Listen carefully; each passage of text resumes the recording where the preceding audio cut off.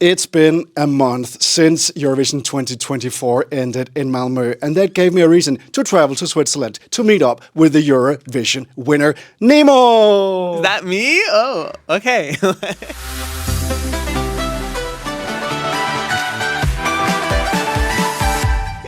Hello.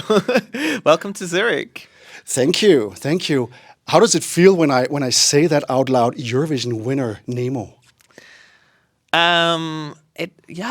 I don't know how does it feel. I feel like there's like some healthy level of disassociation. To be, I don't know. Sometimes I'm still like, wow, this is crazy that this happened to me, and that kind of makes it feel like it didn't really happen to me, but it actually did, which is kind of like a strange feeling. But yeah, I feel like I'm getting kind of used to that being the reality, I guess. And how has your last month been? I know I've been decompressing. What have you been doing? Yeah, definitely. Also tried to decompress a little bit. It was kind of hard to not do that much because there was just Eurovision was a whirlwind, and the other whirlwind followed after. It's like we did so much promo. I've been to Paris, London, back in Berlin, and then Switzerland a lot, and did like lots of amazing things. But yeah, I didn't really get time to do nothing yet. But I think that will happen sometime soon. So I've just been like taking as much time as I can, like in between, like even if it's just an hour or two, and felt like it was really important to reflect on a lot of things. And it's still a process, definitely. I know all about that process. Let's go back. You broke the code by winning Eurovision. You then broke the trophy, and in the process, you broke your thumb. How's your thumb, and where's the trophy? Well, I didn't actually like break my thumb like this. I just have a little scar now because I cut myself on the broken trophy. I don't know how I don't know how I managed to do that, but it was really dramatic. Like there was a lot of blood involved, and I don't want to. Oh my god, this is like it's not an image I want to go back to, but it was Flashbacks? Kinda, flashbacks. Oh my god, there was so much adrenaline, and I was like, oh my god, is this is really happening? People were like running towards me, and be like, congrats, and I'm like, no, I'm actually, it's kind of hurting, and they're like, yes, you won your, and now they didn't even realize what was happening. But yeah, I got to know a good doctor, like behind the scenes of Eurovision. He's been working like all the 3 weeks that Eurovision was, and then it was like funny to meet him in the end. And we had like a funny talk, and he made sure my thumb was okay again. So thanks, Eurovision doctor. Thank you, Eurovision doctor. Let's focus on that day. I think that Saturday, for a lot of us who were there, emotionally, we went to hell and back. Take us through your day of starting, then dress rehearsal, and then ending up winning. Wow, yeah, I think that was probably one of the most intense days, like emotionally, of my life. Like it was, like Eurovision in itself is quite the roller coaster ride already, but it felt like this day was just kind of like the end level boss of the roller coaster riding that you could have, as like really like low lows and high highs, and I don't know, it felt like the whole day kind of felt surreal in a lot of ways, but it's still in a strange way I still felt very present throughout the whole day. And I was just like, I so wanted, like my number one goal with Eurovision was to like really just be present when I go on stage, and to really be able to focus on telling my story when I'm there, and not just to get too much in my head about things. And that was like what I really wanted to accomplish, and just coming off the stage and feeling like I gave it my all, and I was like being myself, and I felt comfortable, and at the end of the day I came off the stage and I was so happy because I knew that was something I accomplished, and I was like, okay, everything else from now on doesn't matter because I did what I wanted to for myself. And then of course the craziest thing ever happened, and like the whole like, oh my god, I don't even like the voting and stuff. Like it felt like, I don't know, I don't have like the right words to describe it, but I told like in an interview like recently that it felt kind of like I didn't feel nervous anymore, because time was feeling so weird. Like everything happened so fast. Like it was like the jury votes, and it doesn't feel real, and it goes like da da da da da, and then it felt like I was always like almost like on a spaceship, like traveling faster than light. I don't know if that makes sense, but it was crazy to me to experience such a rush of so many emotions at the same time. I don't know if I'll ever like experience something as like intense as that. But it was wonderful, and like especially like the whole like after party kind of vibe. Like I didn't go into the Euro Club because it was just like packed with people, and I was like, okay, if I go in there, then I'll just end up like not talking to anyone and like taking pictures. So I was like, let's just go outside. And then a few friends and like other artists from Eurovision, we just went to the beach after it all, and it was so nice. We like experienced the sunrise, and we ordered even some food to the beach, which was amazing. And that was like such a nice like ending, and felt like almost like a movie a little bit. Yeah. Eurovision movie part 2, maybe. I don't know. Yeah. Starring Nemo. Yeah. You tell me. Yep. Let's make that happen. Eurovision movie part 2. Have you seen the Eurovision movie? I have, yes. What did you think of it?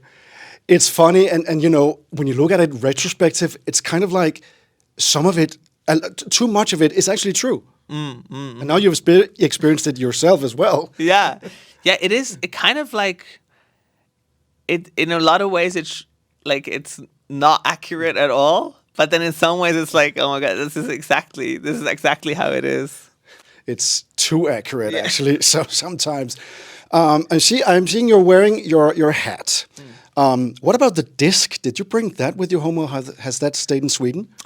Right now, it's still in Sweden, and we've been thinking about like how can we incorporate it in a live show, like how would it make sense. And you know, I think it's more powerful if we leave it kind of where it was. This is like a chapter, you know, the disc, and we'll have other stage elements in the future. We'll have other ways of like telling the story with the song. But I think it's nice to kind of see it as like this chapter that was Eurovision, and maybe we'll open that chapter another time again. But right now it's still in Sweden, and I think they're probably using it, at least a motor, still, and maybe like even Benke was telling me that he was the staging director of my song, and he said like he maybe wants to use it for another like show of his, but make it like bigger and have like multiple dancers on it. So that could be really cool. Looking forward to see what happens with the disc. The Nemo trend. Yeah, exactly. We started something here. Yep, yep, you did. I am, of course, here in Zurich, not only to interview you, which is nice, and it's nice to see you again, but I'm also here because you're performing tonight here at Zürich Pride. Is this the first time you're performing at a Pride festival? No, I've been at Bern Pride last year. That was the first time, I think. That was the first time I've performed at a Pride festival, and that was amazing. Oh my god, that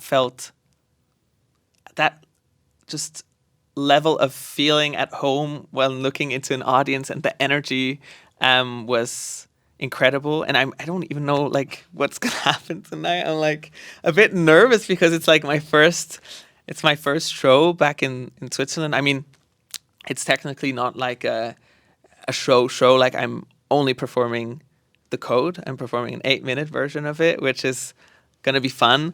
But still, like just to feel the energy of the people, and I mean like this this song is so special to me. It's so important to me, and I know it's important to a lot of other people, especially also in Switzerland. And just to feel that energy together, I think is going to be really special. Yeah, and kind of a, let's say, homecoming welcome for you in Zurich, in Switzerland, after winning Eurovision. Yeah, that's gonna be crazy. And it's Pride. I mean, I hope I get to party a little bit afterwards, which would be nice. I have to get up tomorrow at like 9, so I'll see how that goes. But I would love to just like at least go out for a drink with like some friends of mine. Like they're also celebrating Pride this year, and yeah, I'm sure we'll also get to celebrate Pride. And talking about pride and queer representation, for me and a lot of other people, I think there are some years in Eurovision that has been, focal points. 1998, Dana International winning as the first transgender person. Conchita 10 years ago winning as the first, let's say, gender bender drag queen kind of thing. And now you as the first non-binary winner of Eurovision. What do you hope winning will mean for the future of Eurovision? What mark do you want to set for the future of Eurovision? I think just opening the door for other like queer people. Like, I mean, other queer people before me have already opened the door for me. So I think it's a continuous thing of like just stepping into the shoes of other people and then kind of still defining like your own way, and that will then enable other people to step into your shoes, but also step into your shoes. Am I saying that right? Yeah, but also footsteps. I think stepping into your footsteps and stepping into your shoes. Yeah, okay, whatever. It's German. I know. and kind of still define their own way. I think it's like it's a circle, and I hope. I mean, this year was amazing for queer representation. I don't think there was ever a year as strong. I mean, Eurovision is always queer, and that's what made me want to participate in it as well. But I think this year was especially like queer, and we saw so many different like queer people, and like I think that was also very important, not to showcase just to showcase the diversity of what it means to be queer. And I hope that diversity becomes even more diverse in the following years. And I mean, it's such a big platform.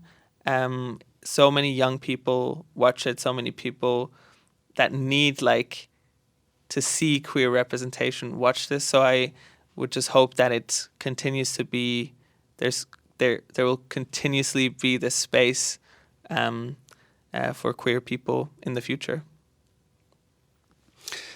And not directly after tonight, but you announced a few days ago that you will be going on a European tour. Yes. And I bought tickets for the show in Copenhagen. You did? I did. Amazing. Yeah. Oh, that's so exciting. Whoa.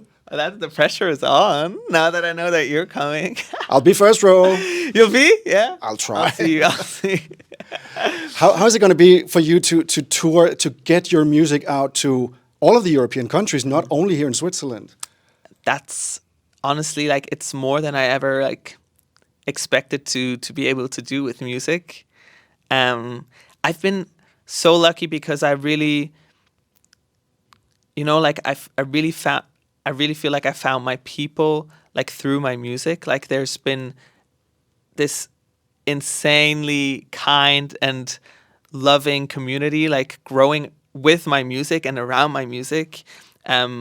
People that I might have never gotten to meet, like until now it's been online, like we have like the Discord server, and it's beautiful. Like I go on there like multiple times a week. When I'm feeling down, I just like chat with like the server, and everyone's so fucking cute and like lovely and open-hearted, and that's the people I'm gonna meet at my live shows in the end. And that's just surreal to me that these are real people, and I'll see them, and we'll dance together, and we'll have like hopefully the biggest party ever. I really want to create a show, and we're working on that so hard right now, that really just stays in people's minds, you know, and can be a place where people feel safe, and people get to just be themselves and have fun for a night. And yeah, I also like love just the show aspect of a show, you know, like being like very theatrical and like telling a story. So this is like our time to create something really special, and we have a lot of time. It's really cool because the show's going to be next year in spring, so that gives us quite some room to create something cool, and I'm just really looking forward to everything. And another thing that will happen next year is that, of course, Eurovision will be here in Switzerland. And I just want to say this beforehand, there is a winner's curse. Every time the previous year's winner says a host city or a host city wish, that doesn't happen. So now I'm asking you the question, which city do you hope will host Eurovision next year? Well, you have to be tactical now. No, but I'm still going to say what I hope will happen. I don't care. I mean, we can break the curse. Come on, maybe it's. You broke the code. You can break the curse. Exactly. I'm a master of breaking things, so like I'll try my best. No, I would hope, because I heard some rumors that Bern is kind of like working together with Biel, my hometown, and they're trying to make this like a co-op kind of like situation where the main venue will be in Bern, but there's going to be like side events in Biel because they're really close. They're like 30 minutes apart by train or car or whatever. So I think that could be an amazing location, actually, because Bern is a beautiful city.